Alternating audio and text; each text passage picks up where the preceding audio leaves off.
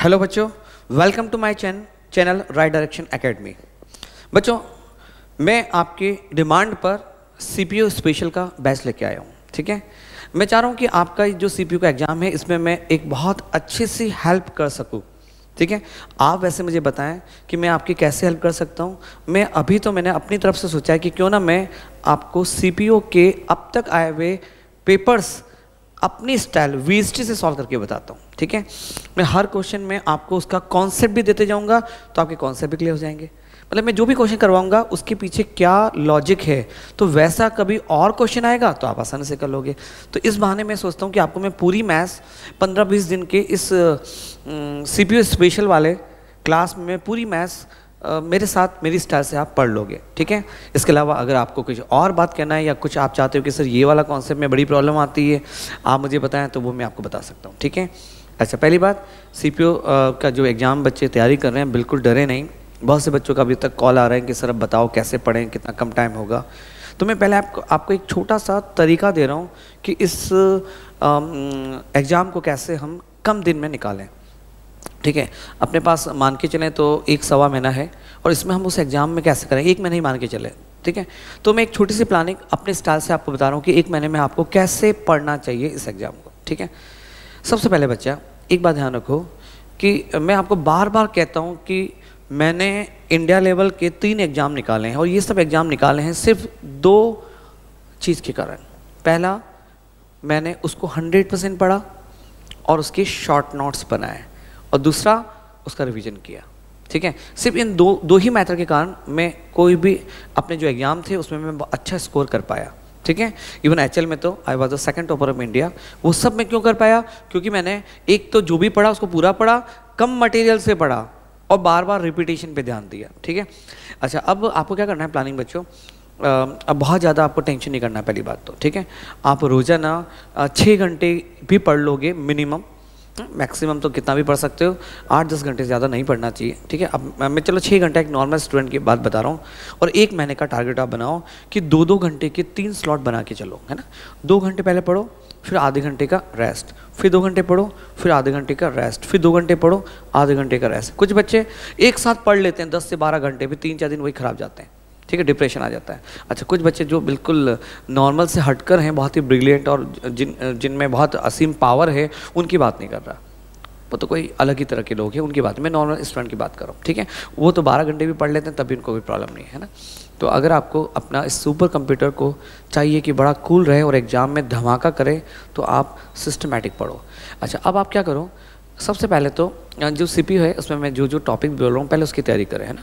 Maths में आप 15 दिन का टारगेट रख लो, चलो। ठीक है, आप क्या करें, एडवांस मैथ्स तो बहुत इंपॉर्टेंट है। आप मेरी वीएसटी बुक से आप कर सकते हैं, क्योंकि मैंने बुक में सिर्फ एक क्वेश्चन को एक ही बार लिखा है, रिपीटेशन हटा दिया, इसलिए एक पतली सी बुक बनाई है, ज़बरदस्त सारे क्वेश्चन इसमें कवर होंगे। उसको भी आप कर सकते हो या जो भी आपके नोट्स हैं। ठीक है, एडवांस मैथ्स में नंबर सिस्टम बहुत important, algebra, trigonometry, geometry, mensuration. ठीक है, सभी आ गया और क्या। ठीक है, आप सबको करना है। इसके अलावा अर्थमेटिक में आप अभी परसेंटेज, प्रॉफिट लॉस, डिस्काउंट, ठीक है, 2 ही टॉपिक मान लें, प्रॉफिट लॉस और डिस्काउंट तो सेम है ना। परसेंटेज, प्रॉफिट लॉस हो गया 2 टॉपिक, तीसरा एवरेज, ठीक है, चौथा टॉपिक टाइम इन वर्क, और 5वां टॉपिक डेटा इंटरप्रिटेशन। फिलहाल ये 5 टॉपिक देख लो। ठीक है, एक एलिगेशन को आप देख लोगे तो वो भी अच्छा होगा। वैसे करना तो सभी हमें, टाइम एंड डिस्टेंस भी करना है, एसआई भी करना है, सीए भी करना है, पर पहले इनमें टारगेट बनाओ कि हम ये 5 अर्थमेटिक के टॉपिक और 5 एडवांस टॉपिक 10 दिन इसी का टारगेट रखेंगे। अब देखो करना क्या है, सुबह जब भी आप उठते हो 2 घंटे का स्लॉट ले लो, चलो। ठीक है, आप सबसे पहले जैसे आज आपने सोचा कि मुझे ट्रिगो पढ़ना है, ट्रिगो पढ़ने बैठो, क्लास नोट्स, है ना। बहुत से बच्चे जिन्होंने मुझसे बहुत डिटेल और 100% मैथ्स पढ़ी है, उनको उस क्लास नोट्स के अलावा कहीं और जाने की जरूरत नहीं है। हाँ, प्रीवियस क्वेश्चन जरूर सॉल्व करना है। ठीक है, अभी मत जाओ, आप क्या करो, मैंने जो आपको पढ़ाया उसको एक बार रीड करो, जल्दी जल्दी रीड करो। ठीक है, आधे घंटे में आप रीड कर लोगे क्या किया। ठीक है, उसके बाद सेकंड टाइम में उसको आप हाइड करो और खुद लिख लिख कर प्रैक्टिस करो, सिर्फ वही क्वेश्चन जो मैंने क्लास में करवाया। ठीक है, उनको लिख लिख के प्रैक्टिस किया। दूसरी बार, सेकंड बार में एक पन्ना लो, पेज लो, और उसमें आज जो आपने पढ़ा उसको लिख डालो समरी में। आपको लगा कि यार ट्रिग्नोमेट्री में 5 क्वेश्चन बड़े अच्छे से जो हम पहले भूल गए थे, उसको लिख डालो और उस पन्ने को अपनी एक फाइल में रख लो कि आज का प्रूफ मैंने आज मैथ्स में क्या पढ़ा। आपने सोचा कि आज मुझे जीएस में ज्योग्राफी में मुझे पढ़ना है स्पेस वाला पोर्शन, है ना, स्पेस वाला फास्ट पढ़ा आपने, जल्दी जल्दी, एक तो पढ़ना बहुत फास्ट है, उसको एक पेज में लिख देना कि आपने आज क्या क्या पढ़ा, उसका शॉर्ट समरी में, और उसको उस फाइल में रख दो, ठीक है बच्चा। जैसे आज 7वां दिन है, 7वें दिन आप पढ़ने बैठे हो, आपने टारगेट बना रखा है कि मुझे रीजनिंग का ये वाला टॉपिक पढ़ना है, जीएस का ये टॉपिक पढ़ना है, बस, ठीक है। अच्छा, आपने जो टारगेट बनाया है, एक शॉर्ट टारगेट बनाओ, 3-3 दिन का, 4-4 दिन का, ऐसा नहीं 15 दिन का सिलेबस टारगेट बनाओ, टाइम टेबल, जो कि हम अक्सर बनाते हैं और टूट जाता है, ठीक है।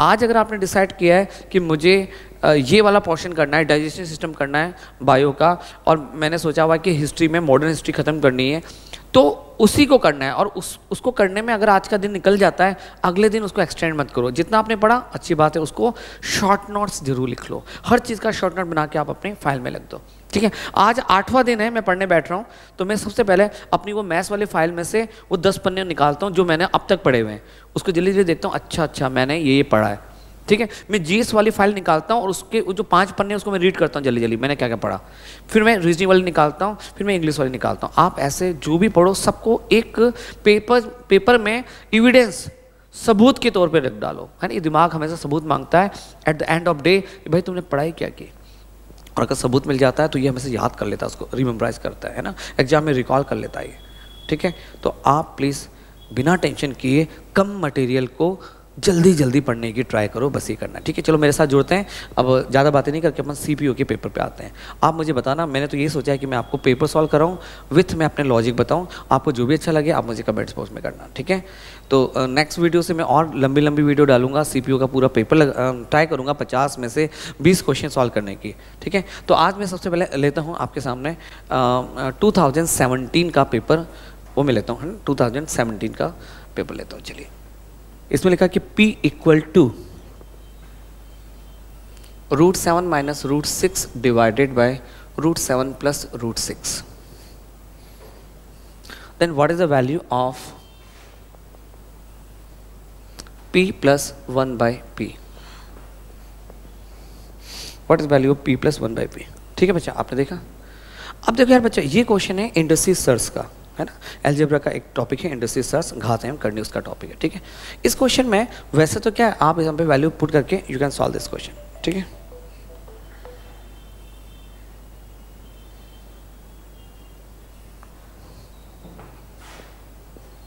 हेलो, हाँ जी, हाँ जी,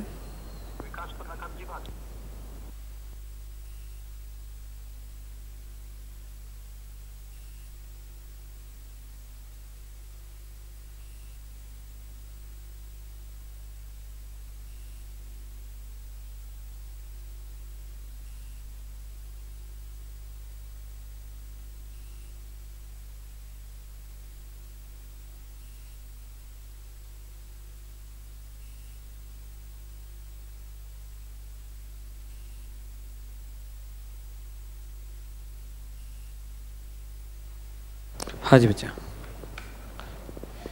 चलिए बच्चा देखते हैं।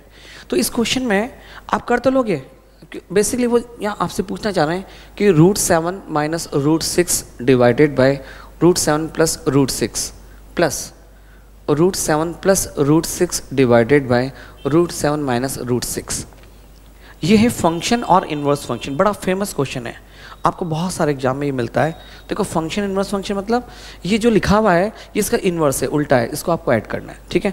वैसे हम इसमें क्या कर सकते हैं, एलसीएम लेंगे यहाँ पे, है ना, √7 प्लस √6 को √7 माइनस √6 से मल्टीप्लाई करेंगे, आप एलसीएम लेंगे, ये इससे मल्टीप्लाई होगा तो नीचे आएगा 7 माइनस 6 1, ये इससे गुणा होगा, ये इससे गुणा होगा, आंसर आ जाएगा, ठीक है।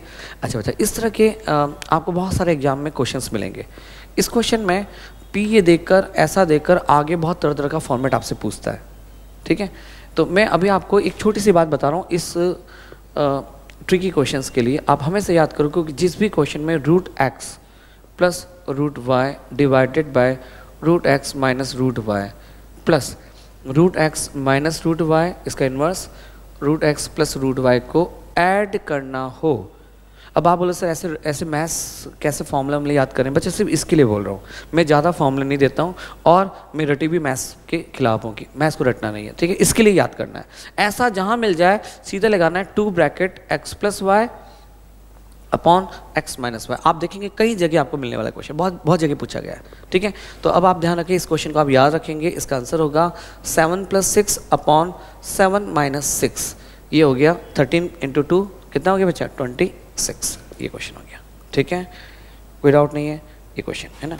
चलो इसका अपन सेकंड क्वेश्चन देखते हैं 302। क्वेश्चन नंबर 2 देखें, ठीक है। क्वेश्चन में आपको 3 नंबर दे रखे हैं, उसने पूछा है कि सबसे बड़ा कौन होगा, है ना। इसमें पहला है 3 की पावर 200, दूसरा बच्चा 2 की पावर 300, तीसरा बच्चा 7 की पावर 100, ठीक है। इसमें आपसे पूछा है कि सबसे लार्जेस्ट क्या होगा। अच्छा ये इंडस्ट्री सर्च का क्वेश्चन है वापस से। इसमें बहुत कम से कम 5 वैरायटी के क्वेश्चन आते हैं, ये इसमें एक वैरायटी है, ठीक है। इसमें ये जो पावर है ये क्या है, इंडस्ट्रीज, हिंदी में घात। अब जब भी कोई पावर एक से ज़्यादा मिले उसको बोलते हैं इंडस्ट्रीज, और एक से ज़्यादा पावर के कोई भी क्वेश्चन में आपको इनमें कॉमन ढूंढना है। कॉमन को बोलते हैं एचसीएफ। एचसीएफ एक ऐसे बड़े से बड़ा नंबर होता है जो दी गए नंबर को डिवाइड कर सके। अब आप खुद देखो कि इन तीनों में क्या कॉमन है। बच्चा आप ये बताओ कि मैं इसको क्या लिख सकता हूँ, है ना।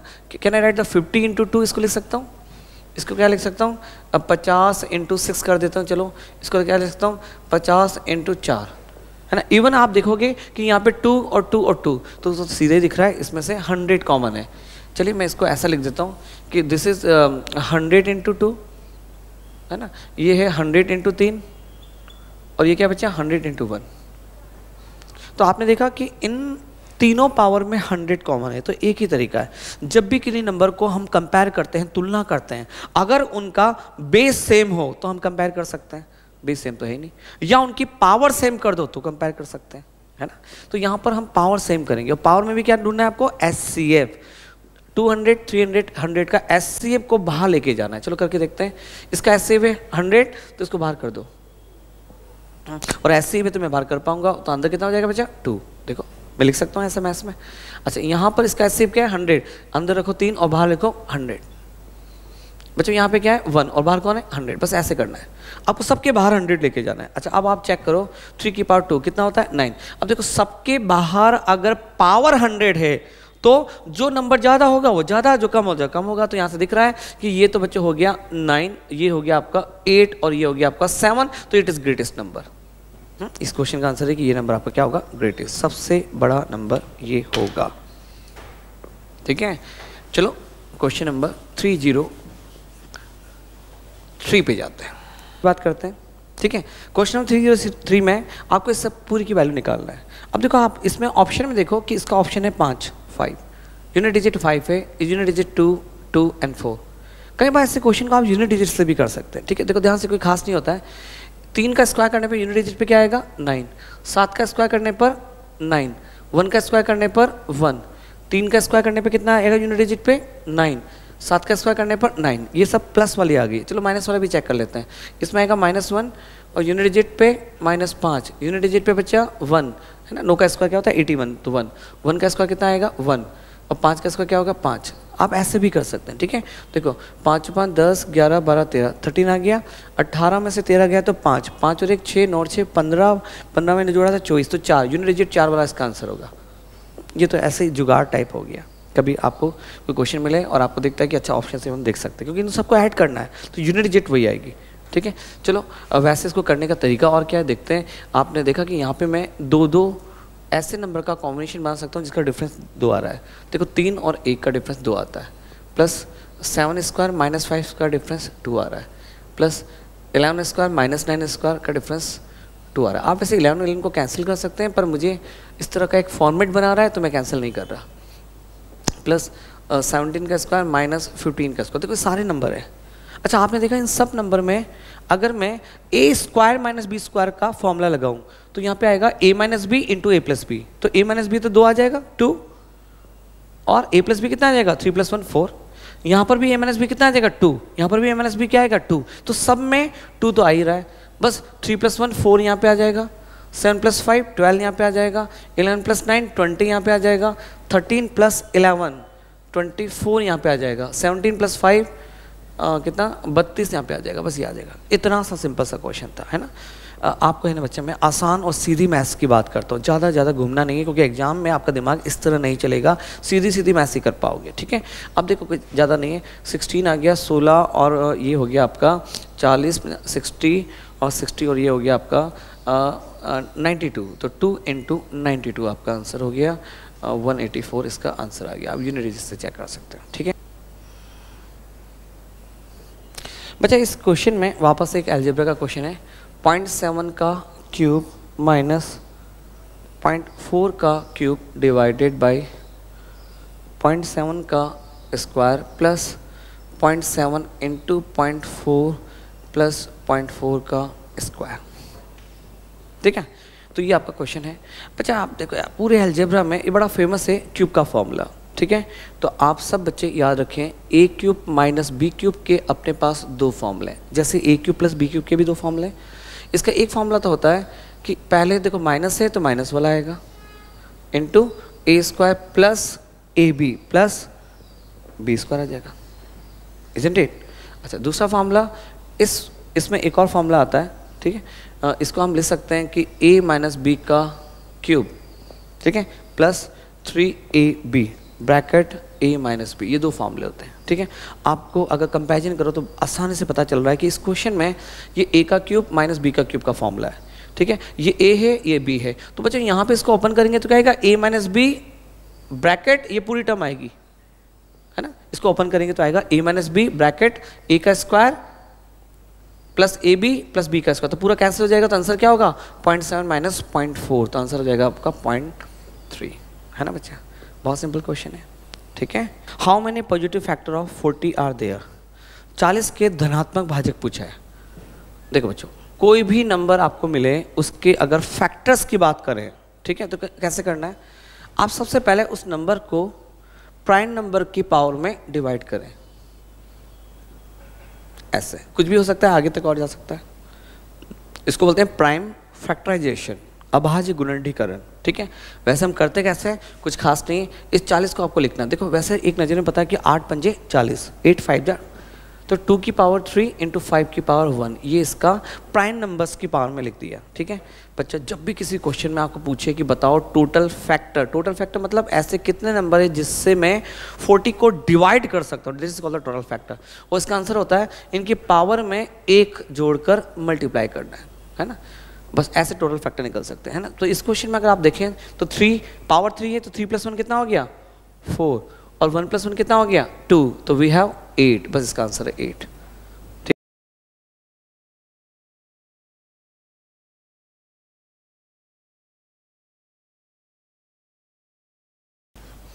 क्वेश्चन नंबर 306 देखते हैं, ठीक है। क्वेश्चन है, A is 20% more efficient than B, A B से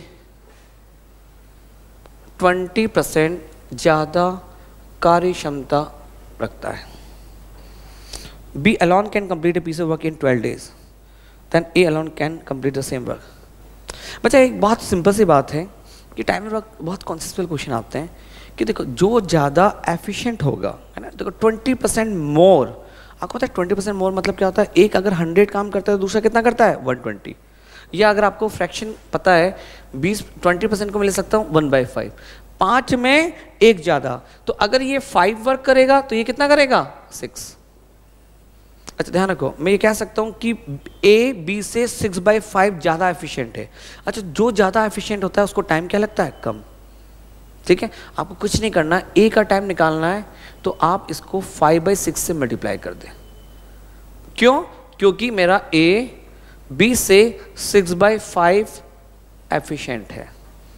20% ज़्यादा मतलब 120/100, 6/5, बस कितना आसान है। तो सीधा सीधा हो जाएगा, ये उस काम को 10 दिन में करेगा, ठीक है बच्चे। चलो नेक्स्ट देखते हैं, क्वेश्चन नंबर 307, ये भी आपके टाइम एंड वर्क का क्वेश्चन है। देखो ध्यान से, A and be together complete A work in 10 days, ए और बी दोनों मिलके किसी काम को 10 days में कर सकते हैं, 10 दिन में। दे स्टार्ट टुगेदर, अच्छा दोनों ने एक साथ काम किया, है ना बच्चे, दोनों ने एक साथ काम किया, कितने दिन तक 2 days तक। उसके बाद देखो उसके बाद क्या हुआ, and then remaining work completed by B in 12 days, और फिर बी ने रिमेनिंग काम को 12 डेज में पूरा किया। In how many days can a complete entire work alone? ये अकेला काम को कितने दिन में करेगा, ये क्वेश्चन है। ठीक है बच्चे, टाइम एंड वर्क के बहुत से क्वेश्चन में आपको कोई ऐसे मेथड पे जाने की जरूरत नहीं, कॉन्सेप्ट से क्वेश्चन ऐसे सॉल्व हो जाएंगे। जैसे पहला क्वेश्चन हमने कॉन्सेप्ट से सॉल्व किया, वैसे ये भी क्वेश्चन कॉन्सेप्ट सॉल्व करना है। देखो आपको पता है ए प्लस बी पूरे काम को कितने दिन में करते हैं, 10 डेज। इन्होंने कितने दिन साथ काम किया, 2 डेज। अब आप बताओ 10 दिन में कोई पूरा काम कर लेगा तो एक दिन में कितना काम करेगा उसका, 1/10 पार्ट, है ना। देखो एक बात समझो, अगर दो ए बी पूरे काम को 10 दिन में करते हैं तो एक दिन में कितना करेंगे, 1/10, अगले दिन 1/10, अगले दिन 1/10। ऐसे अगर 2 दिन तक इनसे मैं बोलूं काम करने का तो कितना काम कर देंगे ये, 1/5 पार्ट। दोनों 2 दिन में 1/5 पार्ट कर देंगे तो बचा कितना, 4/5 पार्ट। तो ऑफ कोर्स इस बंदे ने बी ने 12 डेज में इसका 4/5 पार्ट किया होगा, इजंट इट? बस आ गया आंसर।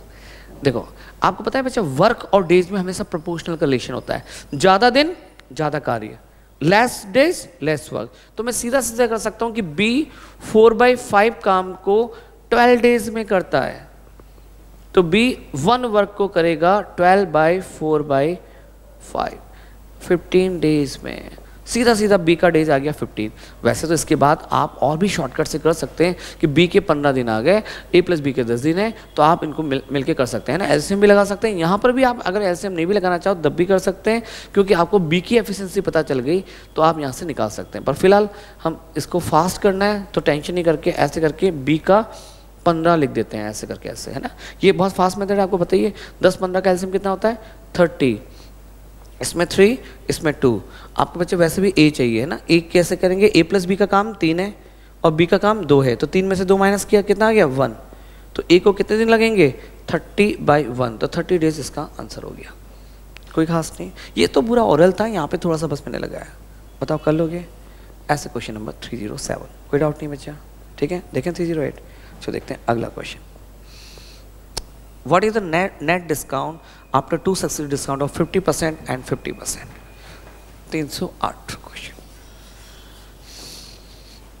एक शॉपकीपर 50% के 2 डिस्काउंट दे रहा है सक्सेसिव, क्रमागत, एक के बाद एक, तो उसका नेट इफेक्ट क्या होगा? अरे तो सबको ही पता है वैसे। ठीक है, आप क्या करो, 100 में 50% किया तो कितना आया, 50। देखो 100 में किसी ने आपको 50% डिस्काउंट दिया तो कितने का पड़ा बच्चा, 50। फिर वापस से 50% डिस्काउंट दे दिया तो कितने का हुआ, 25। तो देख लो ना कितना हो गया आंसर, 75% का आपको डिस्काउंट मिला। ठीक है, वैसे ना कुछ बच्चों ने फॉर्मूला से भी इसको पढ़ा हुआ है, तो फॉर्मूले से भी आप लगा सकते हो, है ना। एक फॉर्मूला पता है आपको, डिस्काउंट हमेशा नेगेटिव होता है, माइनस, तो उसको फॉर्मूले में करना है -50 प्लस 50 × 50/100, यहाँ से भी आंसर आ जाएगा। ठीक है, 2 0 से 2 0 कैंसिल हो गया, तो -100 + 25 कितना हो जाएगा, -75। सेम थिंग, दोनों का वही आंसर आ गया। ठीक है, तो देखते हैं क्वेश्चन नंबर 309 क्या कहता है बच्चा। An article is sold for 5330 rupees after discount of 18%। ठीक है, एक वस्तु को 18%, देखो कुछ भी मार्क प्राइस होगा उस पर 18% का डिस्काउंट देकर उसको उन्होंने बेचा बच्चों 5330 रुपये में। ठीक है, what is the mark price of the article? Article की मार्क प्राइस क्या होगी? देखो बहुत सिंपल क्वेश्चन होते हैं। 18% डिस्काउंट के बाद इतने में बेचा, तो कोई खास नहीं। अब सीधा सीधा 18% आपको पता ही क्या होता है, 100 में 18 रुपीज़ का डिस्काउंट। थोड़ा सा सिंप्लीफाइड करो क्योंकि आपको कैलकुलेशन फास्ट करना है। 50 में 90 का डिस्काउंट। अच्छा बताओ 50 रुपये में अगर 9 का डिस्काउंट मिलेगा तो आर्टिकल आप कितने में बेचोगे? बताओ बताओ, 41 में। तो लिख दो 50 का आर्टिकल को हम 41 में बेचेंगे। अच्छा 41 की वैल्यू क्वेश्चन में दे रखा है 5330। 41 के सामने इसकी करेक्ट वैल्यू लिखो, 50 का सामने लिखो mark price. This is called the fraction method. आप अपने परसेंटेज को फ्रैक्शन में बदलो। कैसे फ्रैक्शन में बदलना है? 100 में 18 का डिस्काउंट या 50 में 9 का डिस्काउंट, तो 50 में कोई 9 डिस्काउंट में बेचेगा तो कितने में बेचेगा? 50 की चीज को 41 में बेचेगा। तो चलो देखते हैं कितने रुपए की चीज को 5330 में बेचा। ठीक है, अच्छा अब देखो ऑप्शन में आप देखेंगे कि सर सारी चीज़ों में कोई कट नहीं रहा, मतलब सारे पॉइंटों में नहीं है कोई आंसर, पूरा इंटीजर्स में, तो कटेगा पक्का। तो 41 से इसको काट दो। अब मुझे नहीं आती टेबल, कोई बात नहीं, एक बार कर लेते हैं। ना कितना बचा, 2 बचा, 1 बचा और फिर बचा 3। ठीक है, अब 3 बार जाएगा और 0। अब क्रॉस मल्टीप्लाई कर दो तो मार्क प्राइस इक्वल टू कितना हो गया बच्चा, 0 0 और 13 5 जा 65। तो इसका आंसर हो गया 6500। बताओ जल्दी से, आ जाएगा। ठीक है, क्वेश्चन नंबर 10 देखते हैं। ठीक है, चलिए देखो, अर्थमेटिक में बस कॉन्सेप्ट आपको याद रखने हैं। बड़े सिंपल क्वेश्चन आपके अर्थमेटिक में आते हैं। हाँ, थोड़ा सा एडवांस में मेहनत थोड़ी करनी पड़ती है, वो भी कुछ क्वेश्चंस में, सारे क्वेश्चन में नहीं। ठीक है, क्वेश्चन नंबर 310 देखते हैं, वो क्या कहता है। 310 है ना, आप कॉन्सेप्ट में जो बता रहा हूँ वो याद रखें। कोई भी डाउट हो आप मुझसे पूछें। रमन, रोहित और Raja are partner invested in business. Raman invest 1/4 of total. अच्छा देखो, रमन जो है बच्चा, उसने टोटल का 1/4 इन्वेस्ट किया and Rohit invest 1/3 of the total. Rohit ने टोटल का 1/3 इन्वेस्ट किया। What is the ratio of profit of Raman, Rohit and Raja respectively. तो रमन है और दूसरा कौन है, रोहित, और तीसरा कौन है, राजा। ये रमन है और रोहित और राजा। बच्चा एक बात बहुत सिंपल सी है कि अगर कोई बिजनेस में पार्टनर है, उन्होंने जिस रेशो में अपना पैसा लगाया उसी रेशो में प्रॉफिट मिलेगा। हाँ, अगर टाइम दोनों का अलग होता, तीनों का, अगर सबका अलग अलग टाइम होता तो आप टाइम से भी मल्टीप्लाई करते। ठीक है, मैं आपको रिपीट कर रहा हूँ, पार्टनरशिप का क्या रूल है। पार्टनरशिप में जब भी किसी को प्रॉफिट बांटना है तो वो प्रोपोर्शनल होता है, उन्होंने जितना इन्वेस्टमेंट किया, मतलब पूंजी लगाई, गुणा टाइम के। और टाइम नहीं दे रखा हो तो इन्वेस्टमेंट के प्रोपोर्शनल ही उनका प्रॉफिट होता है। ठीक है, कुछ खास नहीं करना है इसमें। क्या करना है, 1/4 1/3। अगर आपको 1/4 1/3 में थोड़ा सा अच्छा कंफर्टेबल नहीं होता तो 12 रुपये मान लो कि तीनों ने 12 रुपये लगाया, 12 रुपीज़। 12 का इसने कितना लगाया, 1/4 कितना होता है 12 का, 3। इसने कितना लगाया, 4, 3 और 4 7, बचा कितना, 5। तो इसका आंसर। आज मैंने थोड़ा सा आपको इंट्रोडक्शन दिया है इस क्लास का, इसलिए थोड़ा सा टाइम हो गया। तो आज मैं 10 क्वेश्चन ही ले रहा हूँ, नेक्स्ट क्लास में इसको हम पूरा ख़त्म करते हैं। ठीक है, मैं फास्ट करूँगा, थोड़ा सा मैं एडिटिंग में हेल्प लूँगा जिससे क्वेश्चंस लिखे हुए जल्दी आ जाए और मैं जल्दी आपको तैयारी करवा सकूँ आपके सीपीयू की। ठीक है बच्चा, आप मुझे कमेंट्स देकर बताएं। ये सिर्फ एक एज ए इंट्रोडक्शन क्लास में मान सकता हूँ, जिसमें मैं आपसे ये पूछना चाह रहा हूँ कि आपको मैं सीपीयू में कुछ कॉन्सेप्ट पढ़ाऊँ, कोई टॉपिक लेके पढ़ाऊँ, वो ज़्यादा आपके लिए फ़ायदेमंद रहेगा, या मैं पूरे पेपर अपने ढंग से सॉल्व करवा दूँ जिससे आपको आइडिया होता जाएगा। ठीक है, आप मुझे बताएं बच्चे, जो भी आपके लिए हेल्पफुल होगा आई विल डू। और आपने देखा कि मेरे जो मेथड है वो सबसे अलग है। ये मेथड कॉन्सेप्चुअल है, कॉन्सेप्ट को लेकर ही मैं चलता हूँ, और हार्ड मैथ नहीं, ईजी मैथ है, सीधी मैथ चलता हूँ, है ना। हर चैप्टर में फिक्स से इतने ही क्वेश्चन बनते हैं तो उतने ही बनते हैं। हाँ, कुछ एक आधा कुछ अलग चीज़ आ जाती है, that is different thing. But chapter में अगर आपको पूरा चैप्टर 100% पता है तो कोई भी बाहर से नहीं आ सकता। ठीक है, तो बच्चों चलो मिलते हैं नेक्स्ट वीडियो में। बट ध्यान रखें, पहली बात, डिप्रेशन में नहीं आना है, कम चीज़ को रिपीटेशन में पढ़ो, फास्ट पढ़ो। ऐसा नहीं एक चैप्टर लेके 4 दिन तक बैठे हो, ऐसा नहीं करना है। ठीक है, और जो भी पढ़ रहे हो उसको लास्ट में at the end of the day जल्दी से शॉर्ट नोट बना लो, कोई जमा के नहीं, कोई लाल पीले नीले पेन से नहीं, शॉर्ट में बना के अपनी फाइल में रखो और उसका रिवीजन करो। ठीक है, चलिए बच्चों, इस वीडियो को लाइक कीजिए, शेयर कीजिए और सब्सक्राइब कीजिए, बेल आइकन को दबाएं और मुझे बताएं कमेंट बॉक्स में आपको और क्या मैं हेल्प कर सकता हूँ। चलो मिलते हैं नेक्स्ट वीडियो में।